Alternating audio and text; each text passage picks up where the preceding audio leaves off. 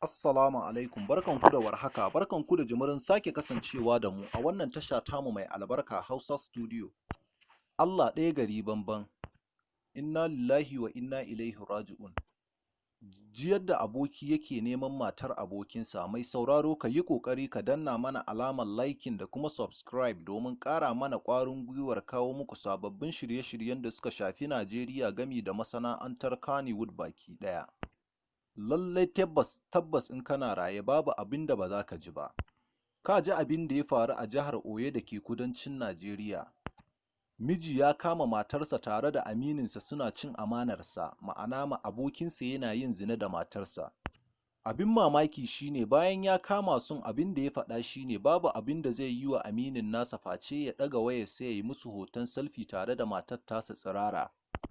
Abokin nashi kan ba wata ba wani domin kuwa ya riga ya rufe kofa ya yadda da cewa lallai ya yadda ya ɗauke shi tare da matar tasa tsirara, sannan shi kuma ya alƙawarin tabbas tunda har ya bari ya ɗauke sa sai ya yaɗa shi a duniya ta ji irin abin kunyar da ya aikata da kuma cin amana.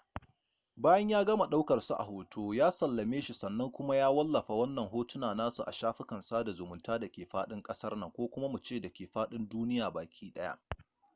Lalle babu abin da za mu ce akan wannan lamari sai dai Allah ka tsare mu ka kare mu, Allah ka tsare mu da cin amanar mutanen da suka aminta da mu, Allah ka tsare mu da aikata irin wannan mummunar ta'asa. Mai sauraro kar ka manta kana tare da tashar Hausa Studio, ka yi ƙoƙari ka danna mana alamar liking da kuma subscribe domin ƙara mana ƙwarin gwiwar kawo muku sababbin shirye-shiryen da suka shafi Najeriya gami da Arewa baki ɗaya. Mun gode.